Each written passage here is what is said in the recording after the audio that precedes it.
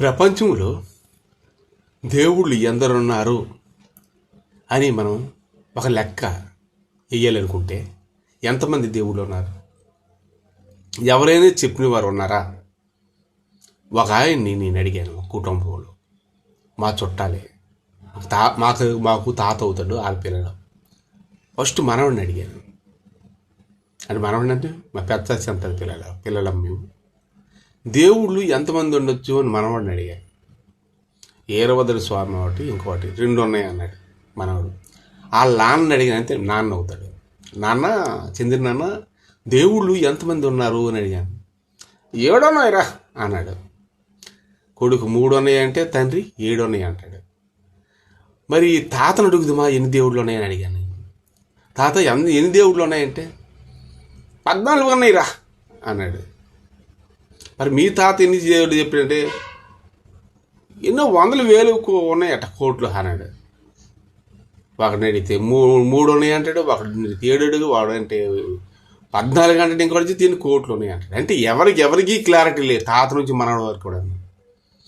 అంటే ఇక్కడ ఏంటి, తినడానికి గురించి లెక్కేసుకుంటున్నారు కానీ ఉండడానికి గురించి, ఆస్తుల గురించి కానీ, ఆత్మని ఊదిన వాడు ఎవరు, అసలేని దేవుడు ఎవరు, అసలు ఇదంతా ఏంటి? మనిషికి పుట్టుక ఒక సావు, పుట్టేవానికి మరణం ఉంది, మరణించేవానికి జన్మ ఉందన్నారు. గ్యారంటీ వారంటీ లేదు. ఎందుకంటే చనిపోయినోడికి మళ్ళీ జన్మ ఉందని చెప్పడానికి లేదు. ఎందుకంటే ఆదిలో ఆదాము అవ్వ ఇద్దరే. ఋగ్వేదంలోన, భవిష్య పురాణంలోన, అలాగే ఖురాన్లోన, బైబిల్లోన ఆదామ అవ్వ అసలు తల్లిదండ్రులు. వాళ్ళ మనవలే వాళ్ళ పిల్లలు ఇప్పుడు ఒకళ్ళు 2 పిల్లలు అయితే నలుగురు పిల్లలు అయితే 8 16 అలాగే ఇంప్రూవ్మెంట్ భూమిలో నిండిపోయింది. అబ్రహాం గారికి దేవుడు ఆశీర్వదించాడు, ఇసుక రేణువులు అంత సంతానం నీకు ఇచ్చేస్తాను అని. అంత అంటే ఇసుకను లెక్కెడితే మనం లెక్క వేయగలం, పిడికిడి తీస్తే లెక్క వేయలేం, అంతకన్నా ఎక్కువ ఇచ్చేస్తామన్నాడు. ఎడారిలో చూస్తే ఇసుక ఎంత ఉంటుంది, చాలా ఉంటుంది. ఇప్పుడు దేశాల్లో జనాలు అంత ఉన్నారు. దేవుడు వాగ్దానం చేశాడు, ఫస్ట్ ఇద్దరే, వాళ్ళ పిల్లలు ఎంతమంది అయ్యారు. ఒకళ్ళు పుట్టేవారికి మరణం తప్పదు, మరణించేవారికి జన్మం తప్పదు. అంటే వాళ్ళు చనిపోయారు అనుకోండి, అది అవ్వ ఆదము.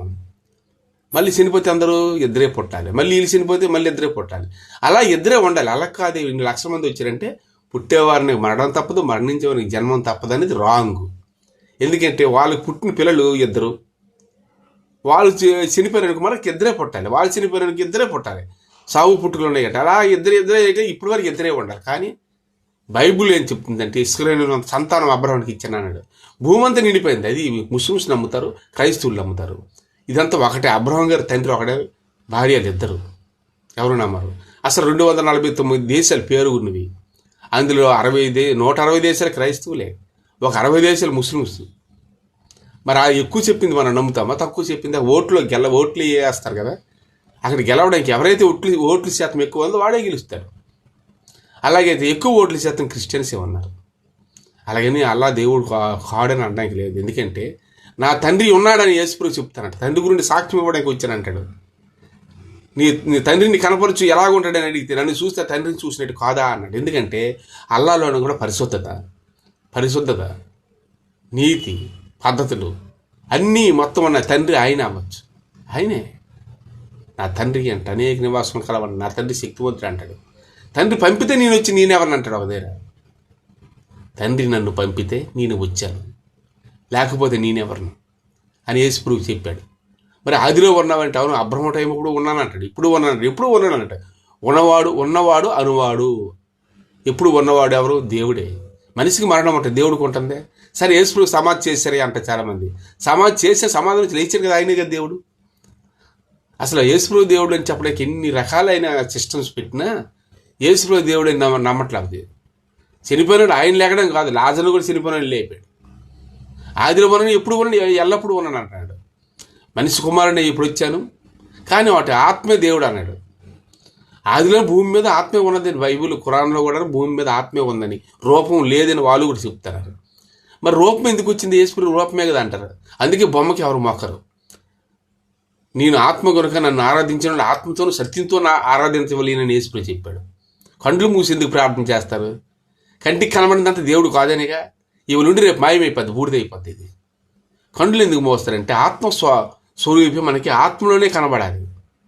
దేవుడు వీళ్ళకి పచ్చగుంటాడు, ఎర్రగుంటాడు, ఇళ్ళగుంటాడు, పొట్టోడు పొడుగోడు అని మనకు తెలుసా? కండ్లు మూసితే అంత చీకటిగా, చీకటిలో దేవునికి వెలుగు దర్శనం మనకి. కండ్లు మూసి అందుకే ఆ దేవుడు ఆత్మ కనుక ఆత్మతోనూ సత్యంతోనూ ఆరాధించవలేను అని ప్రభు చెప్పాడు. ఆదిలో ఉన్నాడు, ఇప్పుడు ఉన్నాడు, ఎప్పుడు ఉన్నవాడును అనువాడును అన్నాడు.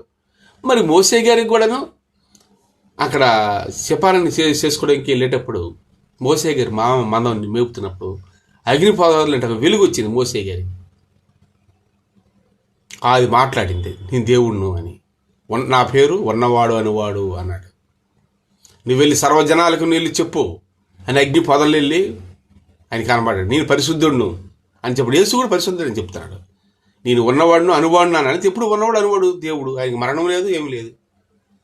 నువ్వు వెళ్ళి ఇశ్రాయేలు జనాలకి వెళ్ళి ఒక అద్భుతాలు చేయి, ఒక పామును కర్రను పట్టుకెళ్ళి ఇసురు, అది పాము అవుతుంది. వాళ్ళు కూడా పాములు చేస్తారు, మా గారిడి వాళ్ళు సాతానగాలు కూడాను పాములు చేస్తారు. వాళ్ళకి శక్తులు ఉన్నాయి కొన్ని, కానీ గెలవదు లాస్ట్కి. కానీ వాళ్ళు పాములు చేస్తారు. మోసే గారు వెళ్ళి కర్ర ఇసురుతారు, రారుని తోడేస్తారు మోసే గారికి, వాళ్ళ తమ్ముడనే ఇచ్చి ఇలాగ ఇసురుతారు. కర్ర ఇసిరిసరి పాము అయిపోద్ది.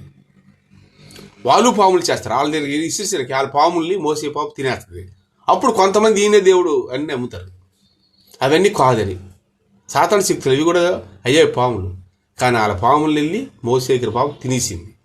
దీన్ని బట్టి ఆ ఒక్క దేవుడే, ఆ మోసే సంబంధించిన దేవుడే 10 ఆజ్ఞలు మనకిచ్చి ఎలా మనిషి నడవాలో చెప్పాడు. మోసేగిరి శనైత పర్వతం మీదకి వెళ్ళి ప్రార్థన చేయగా 10 ఆజ్ఞలు తెచ్చాడు. మనిషి నిన్ను ఎవరి నీ పొరుగుని ప్రేమించలే, భూమి మీద దేని రూపం సాగులో పడవకూడదని బైబిల్ ఖురాన్లో సేమ్ ఉంటుంది. మూసి అంటారు వాళ్ళు. ఇది నేను తప్ప వేరే దేవుడు లేడు అని అల్లనే యేసు తండ్రి అని ఒకటే తండ్రి. యెహోవా అంటే వాళ్ళు ఎవరయ్యారు? ఇశ్రాయేలు సముద్రం దాటి వచ్చినప్పుడు ఐగుప్తులో బొమ్మలు తెచ్చి డ్యాన్స్ చేసి మోసే గారి 10 ఆజ్ఞలు తెచ్చేలోపు కిందకు వచ్చారు. యెహోవా దేవుడని ఒక బొమ్మలు చేసి విగ్రహం చేశారు వాళ్ళు. అసలైన దేవుడు మాటలే అవన్నీ మోసే తెచ్చినవన్నీ. కానీ దేవుని పేరు వీళ్ళు కొత్త దేవుని తయారు చేశారు, యెహోవా అని, ఇశ్రాయేలు.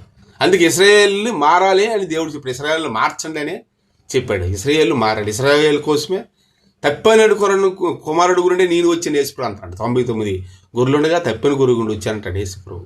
వాళ్ళ మార్చుడికే అసలు భూమి మీదకి వచ్చాడు. మోసే గారు 10 ఆజ్ఞలు తెచ్చిస్తే అప్పుడు వీళ్ళు జడ్జనకి తబక అని డ్యాన్సులు చేస్తాడు. వీళ్ళు యెహోవా అని ఒక బొమ్మ పెడితే డ్యాన్సులు చేస్తాడు. ఆ 10 ఆజ్ఞలు ఏముంది చూసారా? ఇలా చూడకముందు ఇక్కడ అభివృద్ధి అయిపోయింది. నిన్ను మోసే గారికి తెలుసు, కొంతమంది చూశారు, అవి అందరూ చూడలేదు. ఖురాన్లో తప్పనిసరిగాను పాటించారు. భూమి కింద నీళ్ళ కింద హాగరు, అదే అబ్రహం గారు రెండో భార్య హాగర్ గారు, ఇదే దేవుడు కరెక్ట్గా ఇంకో తీసుకెళ్ళిపోయి జంజం బావి అని అక్కడ ఉంటుంది, నీరు ఇప్పుడు వస్తుంటుంది. ఆ ప్రాంతంలోకి వెళ్ళిపోయి వాళ్ళు ఇరాన్ ముస్లిమ్స్ తయారై ఒకే గాడ్ ఇంకోటి లేదని వాళ్ళు నిర్మించారు. కానీ యేసుప్రభు పుడతాడు, కానీ ప్రవక్త అంటారు వాళ్ళు. దేవుడు అక్కడే నీళ్ళ కింద దేని కింద 10 ఆజ్ఞల్లో పూర్తి గుండువని వాళ్ళు నెరవేరుస్తారు. ఎన్ని మతలాపు వచ్చి దేవుడు అక్కడే కదా. ఇంతమంది దేవుళ్ళు ఎలాగ వచ్చారంటే రాలేదు, వీళ్ళు తెచ్చినట్టు ఇంటి కూడా తయారు చేసుకున్నారు మనుషులు. కానీ దేవుడు అందుకే యేసుప్రభు నేనే సత్యం, నేనే మార్గం, నేనే జీవం, నా ద్వారా తప్ప ఎవడ తండ్రి దగ్గరికి రాడు అని యేసుప్రభు ఖండితంగా చెప్పేశాడు. యేసుక్రీస్తు దేవుడని ఎలా మనం తెలుసుకోవాలి? ఇప్పుడు ఒక వజ్రం ఉంది, గాజు పెంకులు ఎన్నో వాటి అన్నీ మెరిసిందల్లా బంగారం కాదుగా, ఒక బంగారమే అంతే. అది మంచి బంగారం లేదు, బంగారం చేసిన వాడి దగ్గర గీటే అంచాలి, యాసడ్ వేస్తాడు, గీటుతుంది బంగారం అంటే కన్ఫర్మ్ చేస్తాడు. మనం దేవుడిని నమ్మేమో లేదో ఎవరికి తెలియదు కదా. వజ్రాలు ఉంటాయి, గాజు పెంకులు అలాగే ఉంటాయి. వజ్రాలు ఎక్కడికెక్కడ ఉంటాయి, అంత రేటు ఎందుకు ఉంటాయి? ఎక్కడో దొరుకుతాయి. ఆ వజ్రాన్ని ట్రైన్ పట్టాల మీద పెట్టినా పగలదంట, అంత గట్టిగా ఉంటుంది అది వజ్రం. గాజు పెంకు ఇలా కొడితే చిదిగిపోద్ది, అది వజ్రం ఎలాగవుతుంది? వజ్రానికి తేజస్వేలే వేరే ఇంద్రధనుసులాగా ఉంటుంది, సిదగదు. వజ్రానికి ప్రత్యేకించే క్వాలిటీలు ఉన్నాయి, దేవుడైన వాడికి ప్రత్యేకించే క్వాలిటీలు ఉన్నాయి. 10 చేతులు, 10 తలకాయ, కత్తులు, కటార్లు, మెంటలోలాగా ఆడు వచ్చి ఫైట్ చేయడం, ఆడు చేసిన ఏడలో 4 పాములు వేసి ఇర్రించుకోవడం కాదు, ఉరిపోసుకోవడం కాదు. దేవుడు వ్యాసాలతో ఉండడు. బ్రతకడానికి అడుక్కుని ఎవరో రకరకాల పాములు ఆడించడం, ఢిల్లీ ఎన్నో యాసాలతో ఎన్నో రంగులు బొట్లు పెట్టుకుని వస్తారు. దేవుడు అనేవాడికి యాసం అవసరం లేదు. వ్యాసధార వల్ల ఉండొద్దు అన్నాడు ప్రభు. దేవుడు నేను ఆత్మ కనుక నన్ను ఆరాధించిన ఆత్మతో సత్యంతో కండ్లు పూసి ప్రార్థించండి అన్నాడు. దేవుడు ఏమి అన్నాడు? ఆత్మ అన్నాడు. ప్రభువు కూడాను శరీరంతో వచ్చిన సమాధి చేశారు, శరీరాన్ని చంపిన అన్ని చేసిన లాస్ట్ కప్పెట్టిన తర్వాత ఏమైంది? ఆత్మ అన్నాడు. ఆయన ఆత్మ ఆ సమాధులు బంధించడం లేచి ఉన్నాడు. ఆత్మీయుడే ఆయన యేసు ప్రభు 40 రాత్రి పోల భూమి మీద అందరికీ కనబడి నేను ఆత్మీయ ఉన్నాడు, నీటి మీద కూడా నిలిచాడు. పట్టుకుని దొరకడు. ఆత్మీయ ఉన్నాడు. ఎలాగుంది రూపం అంటే ఆత్మ భూమి నిరాకారంగా ఉండునే ఉంటుంది ఆది కాండంలో. ఆత్మ జలాల నీటి జలాల పైన అల్లాడుచున్నదన్న ఆత్మ రూపం ఎలా చెప్పగలరా? నీతి ఆత్మ, నీతిగా పరిశుద్ధంగా అన్ని జీవించినప్పుడే ఆత్మ మనలో ఉంటుంది. మనం పరలోకం వెళ్తాం. ఎందుకంటే భూమి మీద సాతాను ఉంది, దానికి నరకం ఉంది. అది అది అందరినీ తీసుకెళ్ళిపోతుంది. దెయ్యాలు, పిశాచాలు ఇవన్నీ దేవుని తెలియకున్నా అది కాసుకొని తెలియకుండా ఉండాలని, నరకానికి జనాలు తీసుకెళ్ళాలని, అది జనాల్లోని ఎక్కడే తప్పు జరుగుతుంది అది దూరిపోతుంది. అది అజ్ఞానంగా ఈడు దేవుడు, ఆ దేవుడు, 100 దేవుడు, 150 కోటి దేవుళ్ళు అంటే అలాగే ఉండాలి సాతానికి. ఎందుకంటే వీళ్ళందరూ దాని దగ్గరికి అది కాలేటప్పుడు వీళ్ళు కూడా దానితో పాటు రోలింగ్ అయ్యి కాలుతున్నప్పుడు అంటది. అందుకే యేసుప్రభు అంత పరిశుద్ధుడైన ఆయన బాప్తిసం తీసుకున్న తర్వాత కొండ మీదకి వచ్చినప్పుడు సాతాను వచ్చేసింది. అక్కడికి వచ్చేసి ఈ లోకరాజ్యాన్ని చూడు, ఇదంతా నీకు ఇచ్చేస్తాను, సాగలు పడము అన్నాడు. ఓ సాతాన్, నీ తండ్రి అనే దేవుడి మీద కాలు కింద నువ్వు పడాలి, సాగలు పడాలి తప్ప దేని మీద సాగలు పడకూడదు. లేఖనంలో చదవలేదా నీ తండ్రి ఎవడో? సాతాను కూడా దేవుడే తండ్రి. కాకపోతే దేవుడి దగ్గర చెడ్డ పని వల్ల, చెడ్డ ఆలోచన, దురాలోచన వల్ల దురాత్మ అయ్యింది తోసేసాడు. తనికే నరకం ఉంది. ఆ నరకాన్ని కోట్ల జనాలు తీసుకెళ్ళిపోతారు. 100కి 1 కూడా పరలోకం వెళ్ళడు. చాలా పరిశుద్ధంగా జీవించాలి, చాలా నిక్కచ్చిగా ఉండాలి. ముసురులో మీరు గమనించలేదు, ఎక్కడైనా ఆజాన్ అయ్యేటప్పుడు 1 గంటకి ఆజాన్ అవుతుంది. రాండి రాండి అని అర్థం ఆజానా అంటే. పరిగెత్తుకున్న వాళ్ళు మొగ్గం వర్క్ చేసిన ఏది చేసిన ముస్లిం ఎక్కడ మందిరం ఉంటే ఆ మందిరంకి వెళ్ళి ప్రార్థన చేస్తారు. వాళ్ళు చేతులు కడుక్కుని మనిషికి ఒక కొలాయి ఉంటుంది, చాలా పరిశుద్ధంగా ఉంటారు. సినిమా పాటలు కూడా బంద్ చేస్తారు. వెంటనే ఆలయంలోకి వెళ్ళి ప్రార్థన. దేవుడు పరిశుద్ధుడై ఉన్నాడు, నేను పరిశుద్ధుడినై ఉన్నాను, మీరు పరిశుద్ధులై ఉన్నారు అన్నాడు యేసు ప్రభు. ఆయన పరిశుద్ధుని ఇష్టాసారంగా జీవించి, ఇష్టాసారంగా అనుభవించి, పాపం పనులు చేసేసి నేను దేవుడో కొట్టుకుంటే దేవుడు రాడు. దేవుడు పరిశుద్ధుడు. ఆయన దగ్గర ఉన్నంతే మనం కూడా పరిశుద్ధులుగా మారాలి. ఆ వజ్రాన్ని ఎలా తెలుసుకుంటే వజ్రమని తెలుసండి? అది ఒక సాండ్రాయి మీద ఆ వజ్రాన్ని గీసి దాన్ని మెరుగుపెట్టి తెదిస్తాం, లైటింగ్ పెట్టి ఇంద్రధనుసులాగా మెరుపులు వస్తానే లేదా, ట్రైన్ కింద పెట్టిన సిద్ధ గట్టిగా ఉందా లేదా అన్ని చెక్ చేసి దాన్ని ల్యాబ్లను చూసి ఇది వజ్రం అని కన్ఫర్మ్ చేస్తారు. దేవుని ఆత్మ అంతే. పాపం చేయకూడదు, నీతి యేసుప్రభువులో క్వాలిటీ ఉందా లేదా, ఆయన పాపం చేయలేదు కదా, ఆయన పరిశుద్ధుడే కదా, నీటి మీద నడిచాడు, చనిపోయిన లేపాడు, సమాధి నుంచి కూడా లేచి వెళ్ళిపోయాడు, ఆయన రక్తంలోనే శక్తి, ఆయనే దేవుడు. కన్ఫామ్ చేసుకోండి. ఇంకెవడైనా దేవుడు అంటే అన్ని క్వాలిటీలు లేవు ఎవరికైనా దేవుడని నమ్మడానికి. కాబట్టి యేసుప్రభు దేవుడిని చాలా జాగ్రత్త ప్రార్థిస్తే, ఎవరు ప్రార్థిస్తే వాళ్ళకి దేవుడు మాట్లాడతాడు. దేవుడు మోగవాడు కాదు, మోగవాడు అసలే కాదు, పరిశుద్ధుడు. నువ్వు ప్రార్థించు, దేవుడితో మాట్లాడతాడు. Thank you. ఈ వాక్యాన్ని మీరు చాలా మంచిగా చేయండి. దేవుడు ఎలా పడితే అలాగ ఉండడు. దేవుడు అనేవాడు పరిశుద్ధుడు, నీతిమంతుడు, గొప్పవాడు. సబ్స్క్రైబ్ చేయండి, లైక్ చేయండి. Thank you. అందరికీ